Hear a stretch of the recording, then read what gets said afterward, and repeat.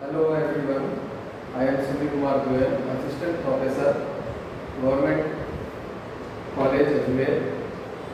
आज मैं आपको कॉस्ट अकाउंटिंग में मटेरियल कंट्रोल के बारे में जानकारी साझा करना चाह रहा हूँ। Material control elements of cost का सबसे इम्पोर्टेंट एलिमेंट है मटेरियल, क्योंकि मैक्सिमम पार्ट कॉस्ट का मटेरियल का होता है। सेकंड नंबर है आपका लेबर का और थर्ड है अदर एक्सपेंसेस।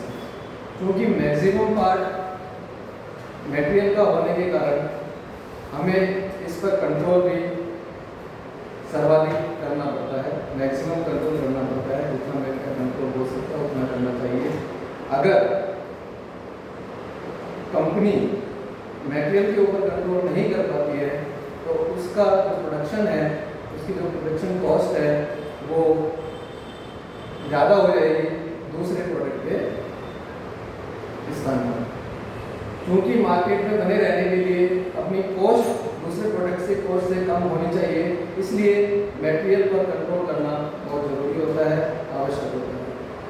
अदरवाइज वो मार्केट से आउट हो जाएगी। अगर मटेरियल कंट्रोल नहीं किया तो उसकी कॉस्ट बढ़ जाएगी और वो मार्केट में टिक नहीं पाएगी, उसका प्रोडक्शन टिक नहीं पाएगा और वो मार्केट से आउट हो जाएगा। तो इस संबंध में मैं आपको ये जानकारी देना चाहता हूँ कि मटेरियल कंट्रोल क्या किस प्रकार से किया जाता है। तो इसमें जो लेवल्स हैं, सबसे पहला है purchase of material. Material control की कार्रवाई परचेजिंग, मटेरियल की परचेजिंग करने से शुरू हो जाती है।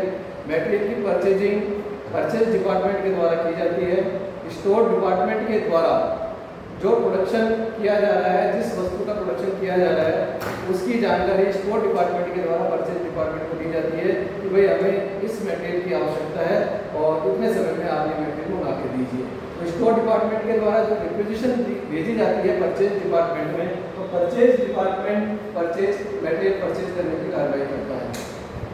अब परचेज डिपार्टमेंट के सामने समस्या ये आती है कि वो इस तरह से मटेरियल को परचेज करे, कम से कम रेट में परचेज करे, कम से कम उसकी लाने की लागत करे।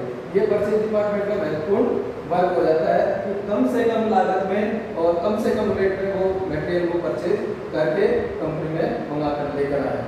तो परचेज डिपार्टमेंट के द्वारा परचेज की मटेरियल की कार्रवाई की जाती है कम से कम रेट में। अगर ज़्यादा रेट की मटेरियल आ गई है, ज़्यादा उसकी ट्रांसपोर्टेशन कॉस्ट आ गई तो वो वैसे रेट बढ़ जाएगी। इसलिए सबसे पहले कंट्रोल का जो कार्य किया जाता है परचेज डिपार्टमेंट के द्वारा किया जाता है।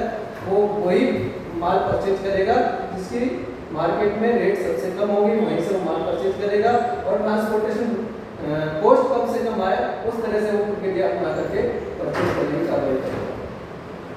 सेकेंड लेवल आता है मटेरियल कंट्रोल का, received of material. Purchase department के द्वारा मटेरियल परचेज कर ली जाती है और कंपनी के गेट पर मटेरियल आ जाती है।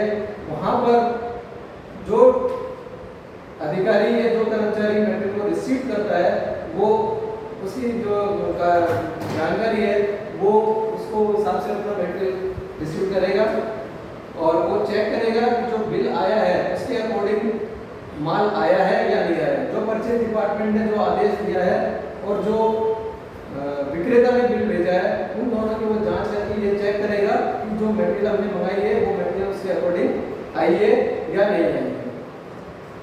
इसके बाद वो व्यक्ति मटेरियल को इंस्पेक्शन डिपार्टमेंट में भेजेगा। इंस्पेक्शन डिपार्टमेंट में ये चेक करेगा कि वास्तव में जो मटेरियल अपन ने मंगाई है वो उसी तरह की मटेरियल आई है या नहीं आई है, उसमें कोई डिफेक्ट तो नहीं आया है, कोई मटेरियल खराब तो नहीं हो गई है या कोई मटेरियल को चोरी तो नहीं हो गया रास्ते में। तो इस तरह की जो कार्रवाई है वो इंस्पेक्शन डिपार्टमेंट के द्वारा किया जाएगा।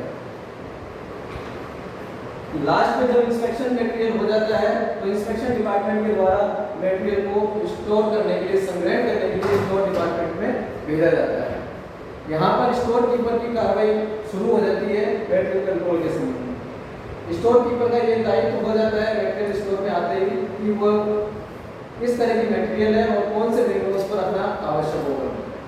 स्टोर डिपार्टमेंट का यहाँ महत्वपूर्ण कार्य ये है कि अलग अलग तरह की मटेरियल को अलग अलग बिन में रखना जरूरी होता है ताकि आइडेंटिफाई रहे कि भाई ये मटेरियल इस तरह की है, दूसरे तरह की मटेरियल दूसरे बिन में, तीसरे मटेरियल की तीसरे बिन में। स्टोर डिपार्टमेंट का थोड़ा सा कार्य और बढ़ जाता है कि वहाँ पर उसको अलग अलग बिन में रखने के लिए उसमें एक बिन कार्ड होता है, बिन के हिसाब से उसमें उसकी एंट्री करनी पड़ती है कि भाई यहाँ पर इस बिन के अंदर पहले से कितनी सामग्री थी, अब नए जो सामग्री आई है उसको वो ऐड करेगा और देन बैलेंस को निकालेगा कि इतना बैलेंस अब रहेगा। और उसके बाद इशू भी करता है तो इशू की एंट्री भी वो उसके अंदर बिन कार्ड के अंदर करेगा। तो स्टोर डिपार्टमेंट में भी मटेरियल कंट्रोल की ये कार्रवाई की जाती है। इसके बाद ही इशू ऑफ मटेरियल, ये भी स्टोर डिपार्टमेंट के द्वारा किया जाता है। क्योंकि जो मटेरियल आ गई है स्टोर डिपार्टमेंट उसको अपने संबंधित बिन के अंदर रखेगा और तदनुसार उसके अंदर वो एंट्री करेगा। इसके बाद प्रोडक्शन डिपार्टमेंट के द्वारा रिक्विजिशन मांगी जाती है, भाई हमें इस तरह का प्रोडक्शन के लिए ये मटेरियल आवश्यक है, तो वो रिक्विजिशन भेजेगा स्टोर डिपार्टमेंट में और वो उसी जो रिक्विजिशन के हिसाब से वो मटेरियल इशू करके प्रोडक्शन डिपार्टमेंट में भेजेगा। इसके बाद अकाउंटिंग ऑफ मटेरियल, यहाँ पर लेखा विभाग के द्वारा मटेरियल कंट्रोल के संबंध में ये कार्रवाई की जाती है। अकाउंट्स डिपार्टमेंट ये देखेगा कि जो बिल आया है और जो हमने डिमांड की है दोनों में कोई अंतर तो नहीं है, और फिर जो अंतर नहीं है तो फिर उसका वो अकाउंटिंग करने का प्रोसेस किया जाता है। अकाउंट में उसका दर्ज किया जाता है, इतना मटेरियल इतने इस रेट की आई है और इस समय पर आई है, वो उसकी अकाउंटिंग की जाती है। कहीं ऐसा नहीं हो कि मटेरियल तो आपने मंगाई ज़्यादा थी और कम आई है और पेमेंट ज़्यादा नहीं हो रहा है, इसलिए इसका भी कंट्रोल करना बहुत ज़रूरी होता है। इसके बाद ऑडिट ऑफ मटेरियल, ये लास्ट इसका लेवल है मटेरियल कंट्रोल का, कि समय समय पर ऑडिट भी करना आवश्यक है कि वास्तव में जो मटेरियल आई है और जो इशू हुई है, ऐसा तो नहीं हो कि कुछ मटेरियल को कोई उठा करके ले गया हो या कोई पर्सनल काम में यूज ले लियो, तो उसका भी समय समय पर इंस्पेक्शन ऑडिट डिपार्टमेंट के द्वारा किया जाता है, ताकि अनावश्यक कोई चोरी या कोई खराब कोई मटेरियल हो रहा है तो उसकी वो जानकारी संबंधित विभाग को दे और उसकी कॉस्ट नहीं बढ़ सके। तो इस तरह से ये 7 चरण है मटेरियल कंट्रोल के, और सबसे जो अहम जो चरण है वो स्टोर डिपार्टमेंट का होता है।